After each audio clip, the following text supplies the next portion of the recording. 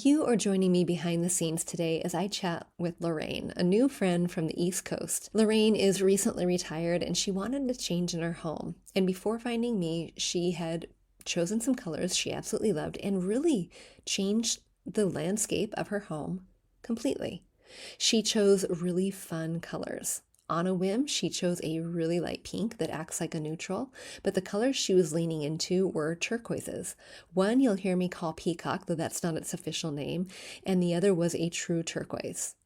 And now that she is learning a little bit more about how colors work together and how to use the color wheel to her advantage, she's wondering and questioning, did I make a wrong choice? Now, I know that whatever you give me, we can work with. That is something we can do. But as she's sitting with it and thinking, my choices don't necessarily reflect the feeling word that I had chosen for my space, calm and welcoming and inviting and cozy. And she's now questioning if maybe she went a little too far in the color choices. You're going to hear the conversation largely centered around that and how we might continue to work towards either compromising and sticking with it or remediating. You're going to hear a couple terms and a surprising fact, actually. One of the terms you're going to hear me mention is a bully. Now, a bully is, and this is something I teach my students in the collective, a bully is a really anything. It can be a large piece, a small piece, but it's usually an item or a design element like a metal, a wood tone, a color that commands and demands attention in a negative way. Bullies are mini dictators, and that might sound dramatic, but you're going to hear how actually we're deciding who's the decision maker here. Are we allowing the paint color to be the decision maker, or are we allowing the homeowner to be the decision maker? That's a choice that we're going to have to make. The other thing that you're going to hear me say that I kind of shocked myself at is this oversized couch that is in this room, I actually kind of like. The color is rich and deep, and when I'm envisioning this whole room painted and enveloped in this peacock color, that rich leather sofa is going to feel really warm. It's going to feel like a soft place to land. It's going to feel so incredibly cozy. Adding some textiles that can then be transferred downstairs if we want to, change it up here and there, it's going to be really versatile. Now, the jury is still out on whether Loraine is going to make the decision to extend pink throughout the rest of her space, but you're going to hear the dilemma and you're going to hear us really contemplating and asking some deeper questions. What she once loved, is it influenced by the opinions of others? Or is it just not in alignment and she didn't know it yet? And friend, one other thing I want to let you know, when you are making decisions for your home, a lot of you are in that same spot where you think, I don't want to make a decision because I'm worried about making a mistake, or I've made a mistake and now I've spent that money and that time and I'm just going to live with it. My question for you is this: who is making the decisions at that point? And what compromise now is going to need to be made? The compromise of, I walk into a room and I'm still not quite sure I love it, but it's worth it because of the effort that I don't now have to reinvest. Or I love it. I feel finally at peace in my home. And the trade-off then is a little bit more elbow grease and sometimes a little bit more investment monetarily. And I can't make that decision for you guys. That is a decision that you have to come up with on your own, but I can present it to you in those ways. The last thing I want you to know, when you are making decisions and you are stuck in decision fatigue and you are feeling overwhelmed by all the choices, I want you to remember that your feelings matter. Of course they do. But the feeling you want your home to feel should be a driving force for the decisions you make for your home. If you want your home to feel playful and really vibrant and also warm and welcoming, is beige the right color for you? Probably not. If you want your home to feel really relaxing and calming and mellow, is vibrant orange the right color for you? Probably not. It probably won't allow you to feel that way. So I want you to lean into the feelings when you're making a decision. And your feeling word can literally be something like warm. It can be playful. It can be fun. It can be vibrant. It doesn't necessarily have to be an adjective, but you have to know what that feeling word means. What does fun mean to you? What does playful mean to you? What does vibrant, calm, cozy, warm, welcoming. What do those words mean to you? That you have to know, because those are going to be part of the decision-making keys as you shift what you currently have, as you rearrange what you might want, as you think through future decisions. That feeling word matters.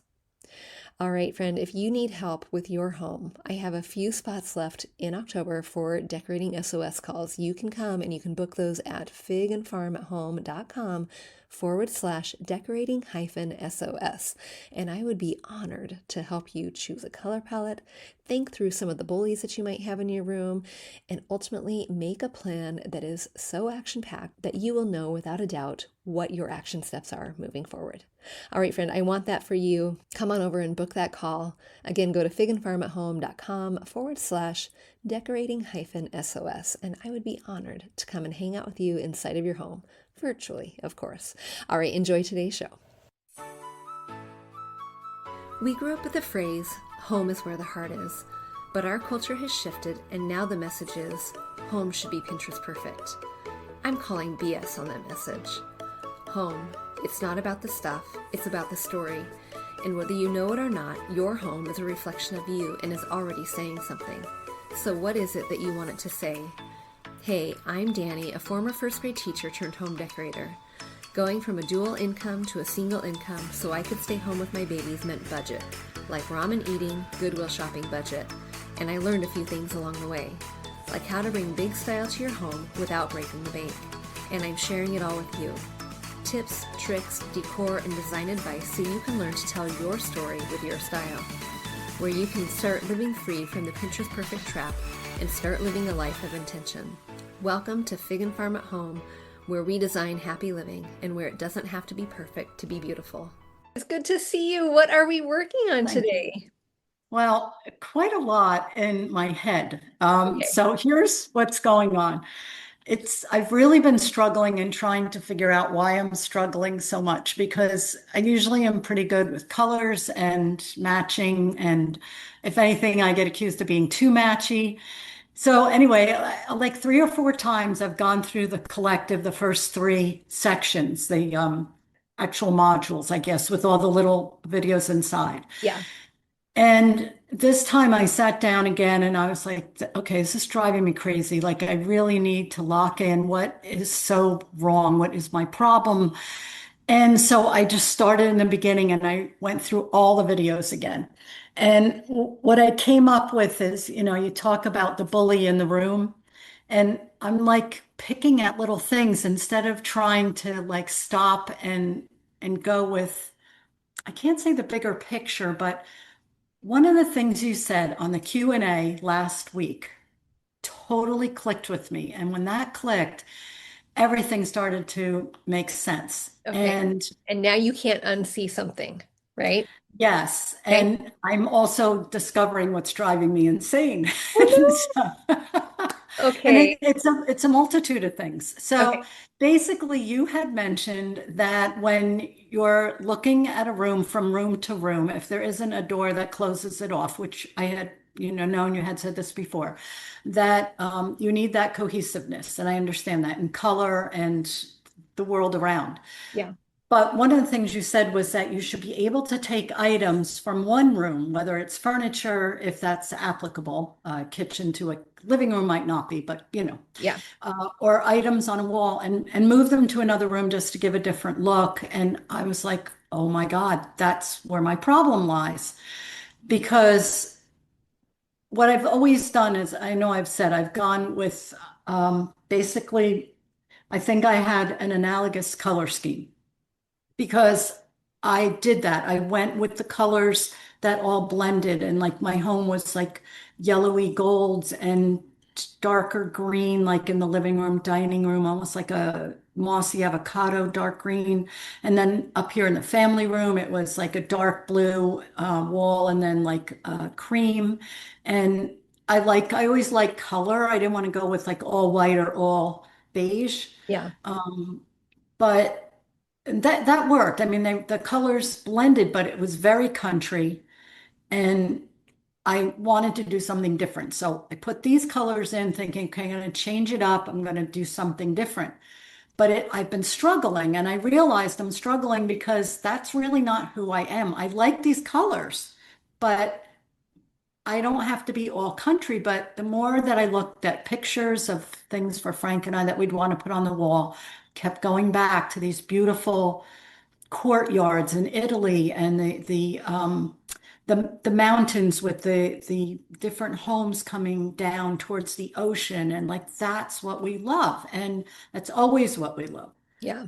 So I'm like, okay, so my color scheme isn't far off from that idea. It's just getting it to work. And when we had this party this weekend, that was a great thing because I was trying to push to get to that point where I could see other people's input. Because everyone's always said, oh, we love your home. It's always so welcoming. And, so I've accomplished that. But anyway, now that I was changing it up, everybody walked in and they're like, wow, look at this color in the kitchen. Like, that's really strong. And I said, I know, I just need a change and whatever.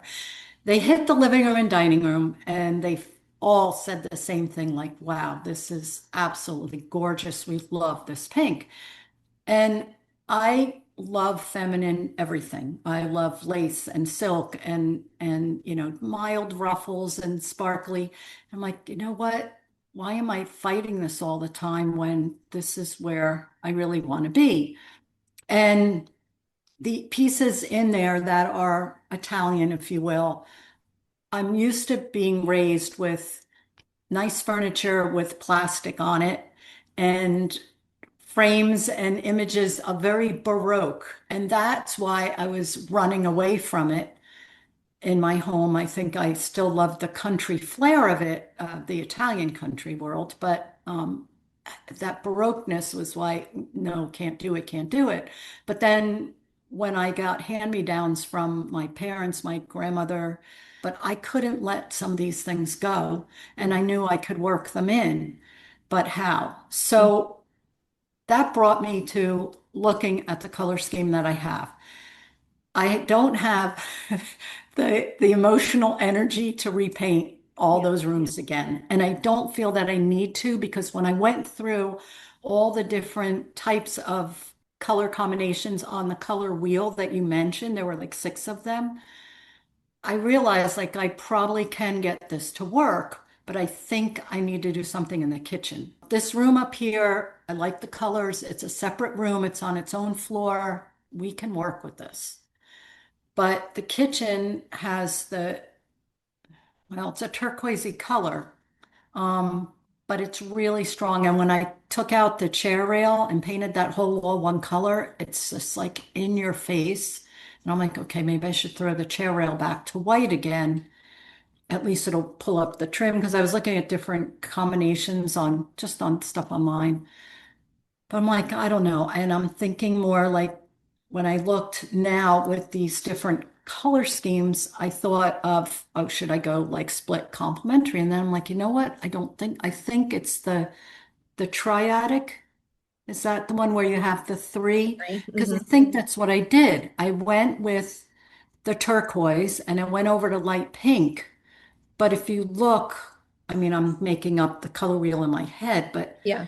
isn't like a peachy shade? Would that like I the would have to triangle? I would have to look at it.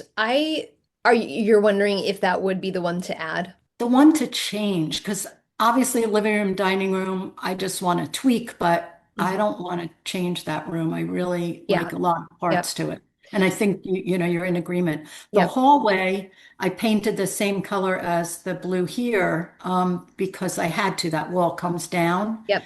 And I don't want to throw pink over here and then repaint these walls. They're high and up on a lat. I just didn't want to have to do that. And I like the colors here. But this room is a bar room. It's a TV room. It can be happy, flimsical. I can do a different kind of theme up here Right. if I want. Yep.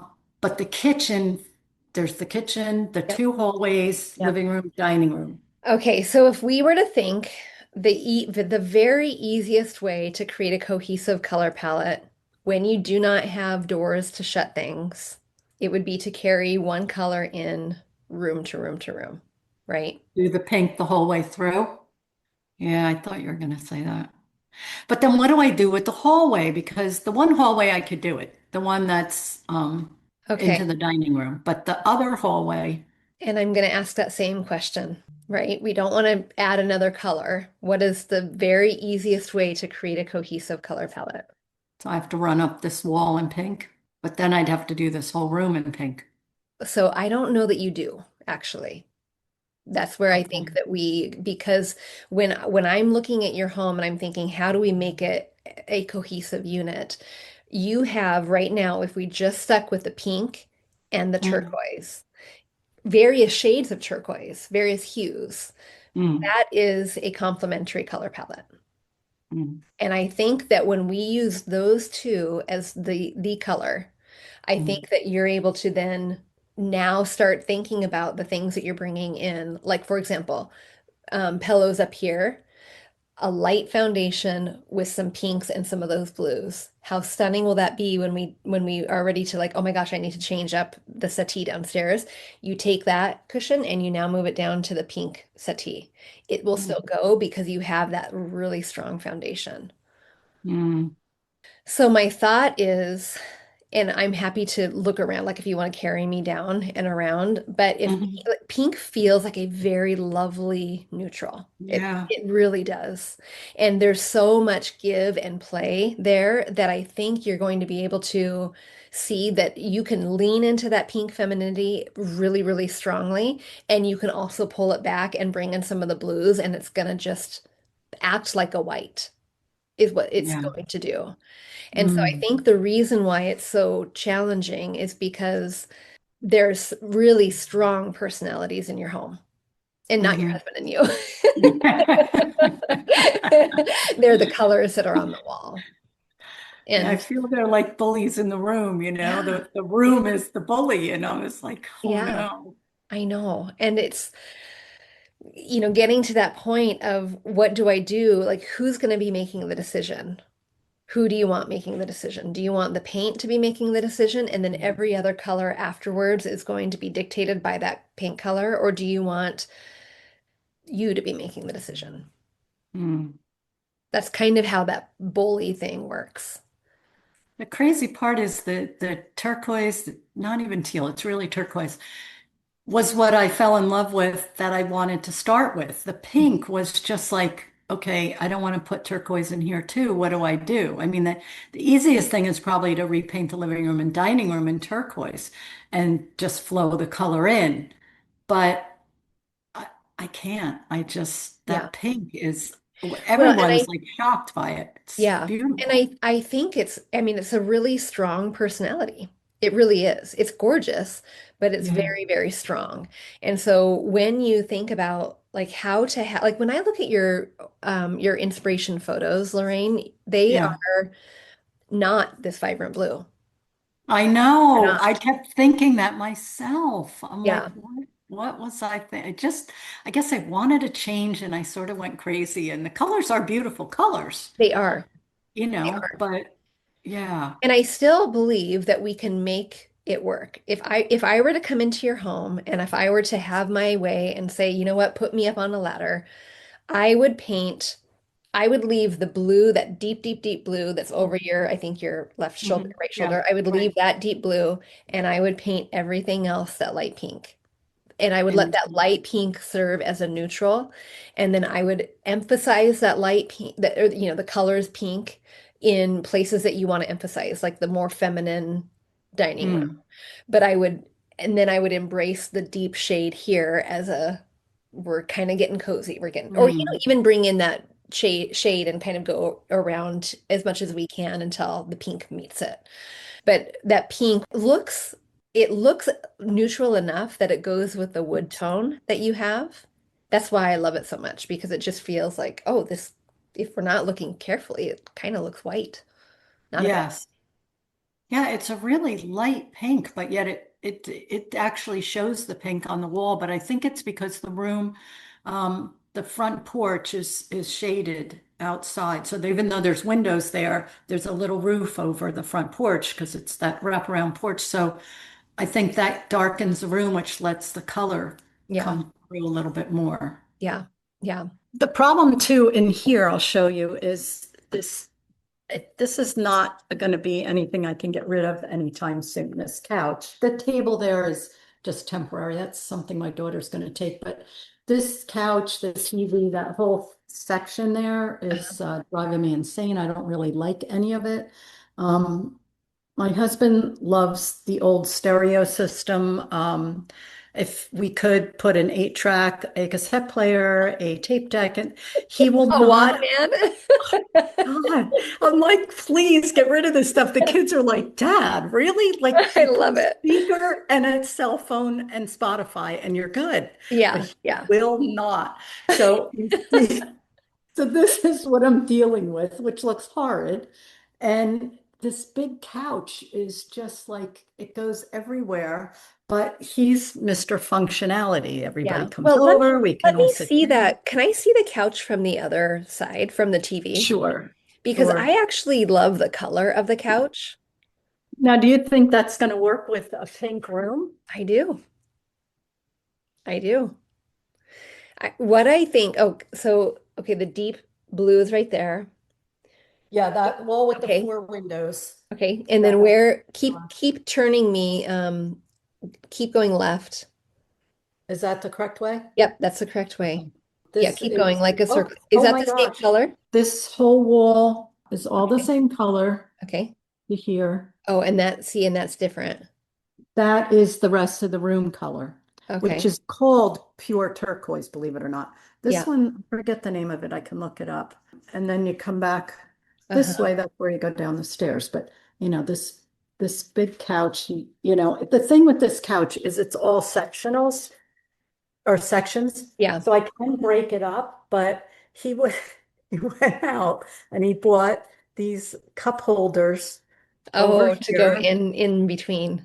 because he wants these triangular pieces because the only pieces that can stand alone are the ones on the end because they have a finished leather side. The other cloth in between. Okay. And Yep. so they can't stand alone, but I was thinking maybe I could put something in front of them or I Yeah. don't know. Yeah. I don't, So, I don't mind this sofa at all. I oh, mean, okay. it is looks comfy. I love the color. It's really very rich. It looks incredible with the deep, deep, deep blue. Hmm. I'm gonna just call it peacock. It looks lovely with the Okay. peacock blue.